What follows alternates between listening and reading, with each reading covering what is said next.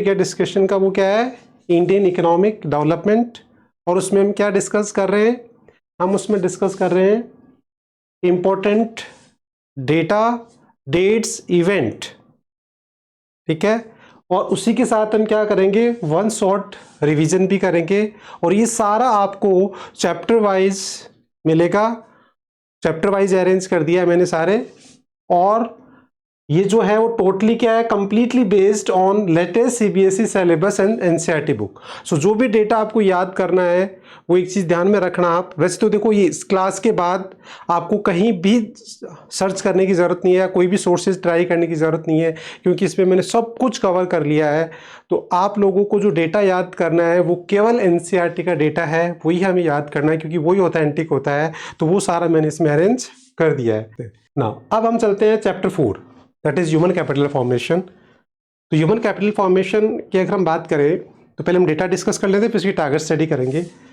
तो देखिए यहाँ डेटा, इसमें सबसे पहले ये क्वेश्चन होता है कि जो ह्यूमन कैपिटल फॉर्मेशन है उसको जो उसकी जो इंपॉर्टेंस है वो रिकॉग्नाइज हुई कौन से 5 ईयर प्लान्स में, तो 7th 5 ईयर प्लान्स था। ये भी एक डेटा ही एक तरीके से। देन उसके बाद में नेशनल एजुकेशन पॉलिसी 2020, ये भी हमें ध्यान में रखना है। ये मालूम है 2020 ये एनसीईआरटी में ये लेटेस्ट डेटा है। एनसीईआरटी में पता नहीं लगता कि कब अपडेट हो गई। तो मैंने तो अभी जब पढ़ना स्टार्ट किया तो मेरे को पता लगा कि एजुकेशन पॉलिसी 2020 के बारे में भी बहुत कम से कम एक पूरा पेज है ना, 2 पेज कंप्लीट 2 पेज ऐड किए हैं एनसीईआरटी में। तो ये पूरा आप पढ़ना एक बार इसका। मैंने तो बस केवल डेट डाली है, उसके अंदर पूरा एजुकेशन पॉलिसी का पूरा डिटेल में नॉलेज इकोनॉमिक करके, नॉलेज इकोनॉमिक का पूरा उसमें दे रखा है। तो ये पूरा एक शॉर्ट नोट्स पूरा डिटेल डाला गया है अभी एनसीईआरटी में। तो ये एजुकेशन पॉलिसी वाला पार्ट, ठीक है। उसके बाद फिर ये देखिए between 2005 to 2020 we expect 20% rise in the average years of education in India to just above the 7 years. तो ये बहुत अच्छा अचीवमेंट है कि 7 ईयर्स जो है उसका एजुकेशन लेवल है वो बढ़ा है। ये भी एनसीईआरटी का डेटा है। फिर 1950 टू 2014 एजुकेशन एक्सपेंडिचर, ये देखो ये 2 डेटा बहुत इंपॉर्टेंट है। एक तो education expenditure as a percentage of total government expenditure, जो 7 मतलब ऑलमोस्ट 7.9 मतलब 8% से कितना हो गया 15.7 मतलब 16%। And the percentage of GDP, जो पहले 0.6 था और कितना हो गया 4.1। तो ये डेटा बहुत ही इंपॉर्टेंट है कि expenditure of the government as a total government expenditure on education और जीडीपी का परसेंटेज और टोटल एक्सपेंडिचर का दोनों का परसेंटेज, ये डेटा इंपॉर्टेंट डेटा है। Then 2014-15 per capita public expenditure on the elementary education differs considerably across the state, as high as Himachal Pradesh और low as Bihar. तो ये जो एजुकेशनल जो वेरिएशंस जो एजुकेशन का जो डिफरेंस सेक्टर के अंदर जो वेरिएशन है वो देखो सबसे ज़्यादा किस में है, हिमाचल प्रदेश में, और दूसरा किस में है, बिहार के अंदर। देन उसके बाद में और एजुकेशन का जो वेरिएशन है उसी वजह से ह्यूमन कैपिटल फॉर्मेशन का वेरिएशन आएगा। तो इसका मतलब टॉप पे हिमाचल है और लोवेस्ट पे बिहार है। देन उसके बाद में एजुकेशन कमीशन, ये डेटा याद होना चाहिए कि एजुकेशन कमीशन 1964 टू 61 जिसने कितना रिकमेंड किया था 6% ऑफ जीडीपी शुड भी क्या होना चाहिए, खर्च होना चाहिए एजुकेशन पे। बट वो कितना हुआ है 4%। अभी करंट लेवल पे 4% से ज़्यादा हम नहीं गए हैं। तो ये एक वर्स्ट पार्ट है कि एजुकेशन पे खर्च बढ़ना चाहिए बट अभी भी नहीं बढ़ रहा है। देन उसके बाद मजूमदार कमेटी, तो इनकी जो ये कब हुआ 1999 में आई, और इनका जो मेन जो था वो क्या था, estimated on expenditure on around 1.37 lakh crore का इन्होंने सजेस्ट किया था। और bring to all Indian childrens the age group of 6 to 14 years under the review of the school education.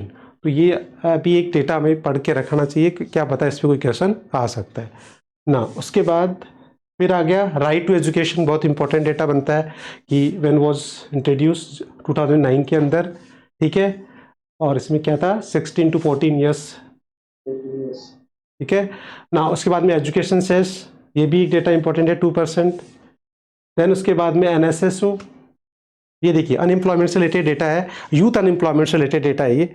तो यूथ अनएम्प्लॉयमेंट जो इसमें ज़्यादा लिमिटेशन दे रखी है ना एजुकेशन सेक्टर की, जो चैलेंजेस वाला जो टॉपिक दे रखा है उसमें बहुत इंपॉर्टेंट डेटा है। तो उसमें दे रखा है कि जो यूथ अनएम्प्लॉयमेंट है वो देखिए जो है वो बेसिकली कौन, जो who study the graduation and the above, उसके अंदर रूरल एरिया में कितना 19% और जो अर्बन एरिया है उसमें कितना है 16%। तो ये कितना अलार्मिंग सिचुएशन में है कि हमारी आज आप देख रहे हो जितना भी क्राइम हो रहा है वो सारा इसलिए तो होता है क्योंकि जो यंग जनरेशन होती है उसके बहुत सारी वो डिमांडिंग होती है, उसके बहुत सारे उसको होता है कि मोबाइल भी खरीदना है, उसको 2 व्हीलर 4 व्हीलर, उसको बहुत सारी अपनी नीड्स फुलफिल करनी होती है। अब जब उनको जो भी नहीं मिलेगा तो वो फिर क्या करेंगे, वो ऐसा ही करेंगे, जो भी है क्राइम है, चैन स्कैनर्स बनेंगे, चोरी करेंगे, कुछ सारी चीज़ें। तो ये सारा जो रीज़न है वो है अनएम्प्लॉयमेंट। तो अनएम्प्लॉयमेंट जो है यूथ में, क्योंकि और वो हमारा मेन रीज़न है एजुकेशन सिस्टम, क्योंकि जो एजुकेशन सिस्टम है वो हमारा क्या है, एम्प्लॉयमेंट ओरिएंटेड नहीं है।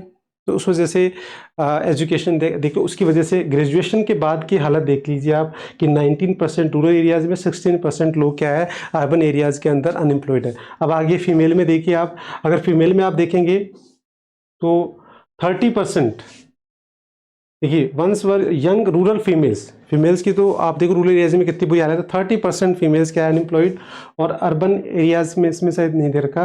In the contrast only the 3 to 6% of primary level educated youth in rural and urban area were unemployed. तो इस तरीके से ये जो डेटा है वो आपको दे रखा है ना। इसके बाद ये तो डेटा हो गया इसका इंपॉर्टेंट। अब इसकी टारगेट स्टडी की बात करें तो ह्यूमन कैपिटल फॉर्मेशन में सबसे इंपॉर्टेंट टॉपिक जो है वो तो एक ही बनता है, और वो है sources of human capital formation. उसमें 5 पॉइंट्स है, 5 में से किसी पे भी शॉर्ट नोट्स आ सकता है, एनी 1 आ सकता है, एनी 2 आ सकता है। तो उसको तो हमें तैयार करना ही है सारे कीवर्ड्स के साथ, तो एक तो वो तैयार करना है। दूसरा government intervention in the education और हेल्थ, ये एक टॉपिक होता है, वो भी इंपॉर्टेंट है कि भाई गवर्नमेंट इंटरवेंशन क्यों ज़रूरी है। और एक जो है वो है रिलेशनशिप बिटवीन ह्यूमन कैपिटल और इकोनॉमिक ग्रोथ। और एक बस ये 3 टॉपिक आपको ढंग से तैयार करने। बाकी तो अगर आप ये एक्सपेंडिचर वाला जो था वो तो इधर कवर हो ही गया कि गवर्नमेंट कितना एक्सपेंडिचर करता है एजुकेशन पे, वो तो यहाँ आ ही गया, डेटा से हो जाएगा। उसमें 1 मार्क्स के क्वेश्चन बनते हैं सारे, ये सारे देखिए उसमें पूरा यही तो सारा दे रखा है एक्सपेंडिचर में। ये एजुकेशन वाला जो सारा, ये सारा डेटा उसी का है, ये पूरा वो यहाँ कवर हो गया, डेटा में कवर हो गया वो टॉपिक। तो आपको बस 3 टॉपिक ढंग से तैयार करने हैं। सबसे पहला sources of human capital formation, उसके बाद relationship between economic growth and human capital formation, और उसके बाद आपको क्या करना है, इंटरवेंशन। ये 3 टॉपिक आपको ढंग से तैयार करना है, और बाकी ह्यूमन कैपिटल फॉर्मेशन आप रीडिंग लगा लोगे और ये डेटा याद कर लोगे, आपको कोई दिक्कत नहीं आएगी। और आपने देखा है कि CBSE की जो लास्ट 3 ईयर्स के जो क्वेश्चन बैंक है, जो मैंने आपको स्कैनर दिया है, उसमें आप देख रहे हो कि इसका वेटेज बहुत अच्छा खासा दे रखा है। अभी लास्ट ईयर 2023 में ये चैप्टर 7 मार्क्स का आया है, तो इसलिए ये इंपॉर्टेंट चैप्टर बनता है और बहुत ईजी सा चैप्टर है। तो आप ये 3 टॉपिक इसमें तैयार करिए, बाकी की आप रीडिंग लगाइए।